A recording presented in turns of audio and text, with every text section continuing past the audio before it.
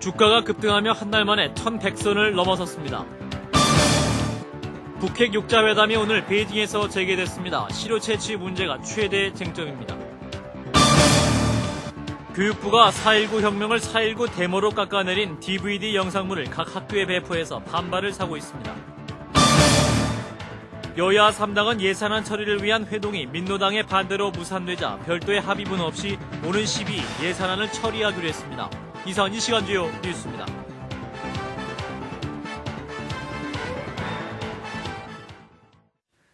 여러분 안녕하십니까? 주가가 기관의 대규모 매수세에 힘입어서 급등해 한 달 만에 1100선을 넘었습니다. 오늘 코스피 지수는 76.92포인트, 7.48% 상승한 1105.05로 장을 마감했고 코스닥도 14.55포인트 오른 316.71로 장을 마쳤습니다. 기관이 6,800억 원을 순매수하면서 지수 상승을 견인한 가운데 미국이 신뉴딜 정책을 펼칠 것이라는 기대감과 금통위의 금리 인하 전망이 투자 심리 회복에 긍정적으로 작용했습니다. 북한 핵신고 검증 문제로 진통을 겪던 6자 회담이 오늘 오후 베이징에서 재개됐습니다. 본 회담에서 앞서 남북 수석 대표 간 양자 회담도 모처럼 열렸습니다. 베이징에서 김주명 특파원의 보도입니다. 6자회담 수석 대표들이 지난 7월 이후 5달 만에 다시 베이징에 모였습니다. 북한의 핵 프로그램 신고 내용을 검증하기 위한 검증 의정서 작성과 대북 경제보상 문제를 논의하기 위한 것입니다. 특히 북한의 검증 과정에서 실효 채취를 하는 문제가 최대 쟁점입니다. 한미일 3국은 실효 채취를 통해 과학적으로 검증하자는 것이지만 북한은 실효 채취는 주권 침해라며 거부 의사를 분명히 하고 현장 답사와 문서 검증, 기술진 인터뷰만 진행할 것을 요구하고 있습니다.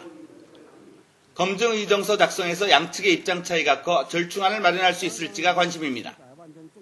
북측은 검증보다는 비핵화에 따라 진행되는 대북 경제 보상이 늦어지는 것을 문제 삼고 있습니다. 본회담 개막에 앞서 우리 측 수석 대표인 김숙 한반도 평화교섭본부장과 북한 김계관 외무성부상이 약 1시간 15분 동안 양자 회담을 가졌습니다. 부시 행정부의 마지막 회담이 될 것으로 예상되는 이번 회담에서 미국 측은 긍정적 성과를 기대하는 반면 북측은 오바마 행정부와의 협상에 앞서 최대한 실리를 얻기 위한 치열한 신경전을 벌일 것으로 예상됩니다. 베이징에서 CBS 뉴스 김주명입니다. 이윤호 지식경제부 장관이 내년도 우리나라 경제 성장률이 3%를 밑돌 수도 있다고 밝혔습니다. 이 장관은 오늘 외신 기자 간담회에서 사견임을 전제로 세계 경제가 예상보다 괜찮으면 3% 이상, 더 안 좋아지면 3% 밑으로 될 수 있을 것이라고 예상했습니다.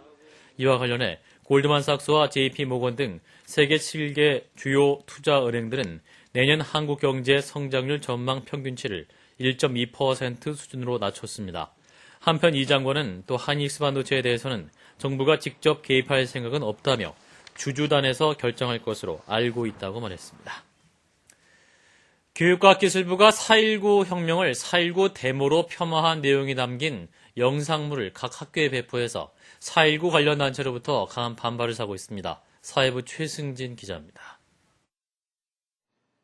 건국 60년 기념사업의 하나로 교육과학기술부가 제작한 현대사 영상물이 논란이 되고 있습니다. 이 영상물은 1950년대에서 2000년대 역사를 담은 것으로 최근 전국 초중고교에 배포됐습니다. 영상물에서 1960년대를 다루는 부분에서는 4.19 데모라는 제목으로 대한뉴스를 편집한 2분짜리 영상이 실려 있습니다. 이 영상에는 4.19 혁명의 의미보다는 시위 장면만을 집중해 보여주고 있다는 지적입니다. 4.19 혁명 공로자회 측은 헌법 전문에 4.19는 이승만 독재를 무너뜨린 민주혁명으로 인정하고 있다며 4.19 혁명을 폄하한 내용이 담긴 자료를 배포한 것에 대해 강하게 비판했습니다. 이 영상물은 또 이승만, 박정희 전 대통령이 행한 독재 등 부정적인 면보다는 경제 발전 같은 치적만을 부각했다는 비판이 제기되고 있습니다. 우리나라 민주정치 사상에 크나큰 진전이 이룩될 제4대 대통령과 제5대 부통령 선거가 다가왔습니다.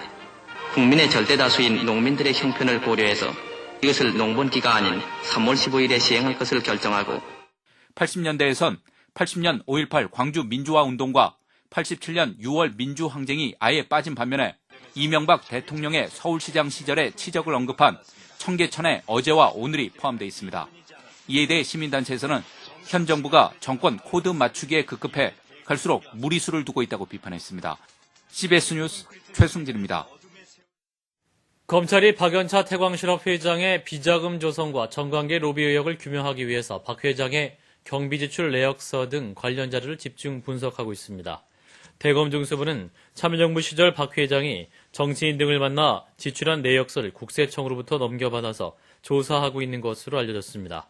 박 회장은 노 전 대통령의 측근 안희정 씨에게 7억 원을 건넸다 벌금형을 선고받는가 하면 그전에는 한나라당 재정위원회를 지내면서 당에 10억 원을 내는 등 정치권과 전방위적 관계를 맺어왔습니다. 검찰은 이번 주 중 박 회장을 소환해서 조사할 방침입니다.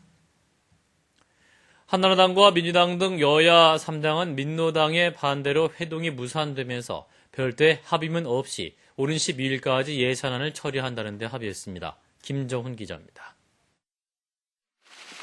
한나라당과 민주당, 자유선진당이 별도의 합의문을 작성하지 않은 채 오는 12일까지 예산안을 처리한다는 데 합의했습니다.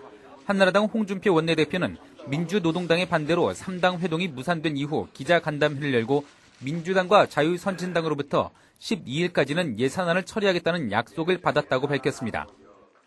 합의문을 구체적으로 쓰지 않아도 이미 대국민 약속을 다 했기 때문에 그 원칙은 지킬 수밖에 없다. 홍준표 대표는 이어 김영호 국회의장도 12일에는 어떤 일이 있어도 예산안을 처리한다는 약속을 했다며 이미 예산안과 부수법안 처리를 합의한 만큼 그 전까지 회담은 없어도 된다고 덧붙였습니다. 앞서 오늘 예정됐던 교섭단체 간 회동은 재벌 위주의 예산과 감세 정책을 수용할 수 없다는 민주노동당의 예고 없는 방문으로 무산됐습니다. 민노당 소속 의원과 당직자들은 회담장 안팎에서 시위를 벌이며 예산안 합의 저지를 시도했고 이 과정에서 몸싸움이 빚어지기도 했습니다. 그거를 우리가 못하거나 막으러 왔습니다. 그건 안 되죠.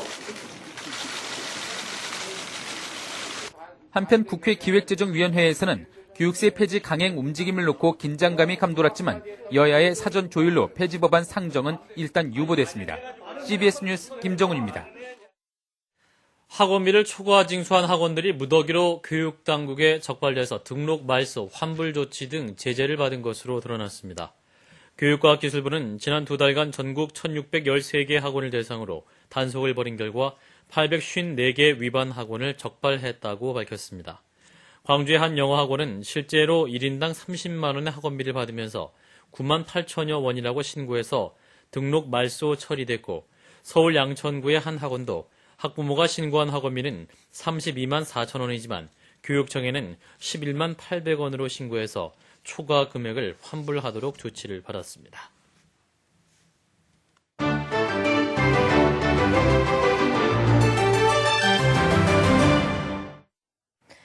아일랜드 정부에서는 자국산 돼지고기 제품에서 다이옥신이 검출됐다며 국민들에게 일시적으로 돼지고기를 섭취하지 말라고 경고했습니다. 다이옥신은 몸에 축적될 경우 잘 없어지지 않기 때문에 장기적으로 암을 유발시키기도 하는데요. 아일랜드산 돼지고기를 수입한 20여 개의 나라에서도 비상이 걸렸습니다. 아일랜드로 한번 가보시죠. 아일랜드산 돼지고기 제품에서 암 유발 물질인 다이옥신이 검출되면서 국제사회에 경고를 내리고 해당 제품들을 모두 회수했습니다. 지난 9월 이후 생산된 돼지고기 제품과 사료에서 허용 기준치보다 100배가량 높은 수준의 다이옥신이 검출됨에 따라 해당 제품에 대한 리콜을 실시했습니다. I think there's questions to be answered here as to how this happened, because not one farmer has done anything wrong. All of the farmers bought their feed from a licensed source. 한 해 300만 마리 이상의 돼지들을 사육하는 아일랜드 정부는 이 중 절반은 영국 등 유럽과 아시아 지역에 수출하고 있어 피해 확산의 우려가 커지고 있습니다. 선글라스에 목도리로 얼굴을 가린 산타가 거리에서 현금을 나눠주고 있습니다. 산타들은 꼭 필요한 사람들에게 나눠주라며 비밀 산타라는 도장이 찍힌 $100 지폐를 나눠주고 있습니다. I don't know what to think, hon. I know there's good people in the world, but I never expected this. I have a sick husband and a daughter that's sick.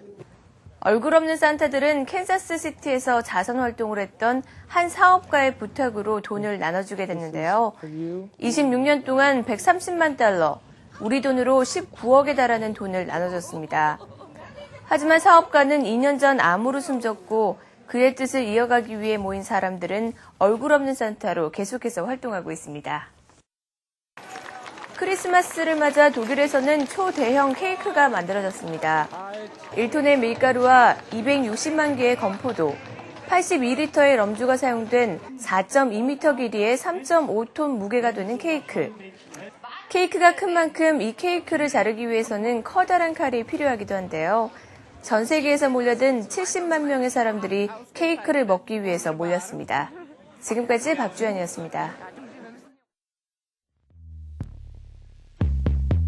I'm not loving you way I wanted to. What I had to do, had to run from you. I'm in love with you, but the vibe is wrong, and it haunted me all the way home. So you never know, never know, never know enough till it's over, love. Till we lose. 낮습니다. 내일은 전국에 구름이 많겠습니다. 서해안과 내륙 일부 지방에는 안개가 끼는 곳이 있겠습니다. 내일 아침 최저기온 영하 2도에서 영상 7도, 낮 최고기온은 6도에서 14도가 되겠습니다. 서울의 현재 기온은 7.1도입니다. 이상으로 CBS 뉴스를 마칩니다. 고맙습니다.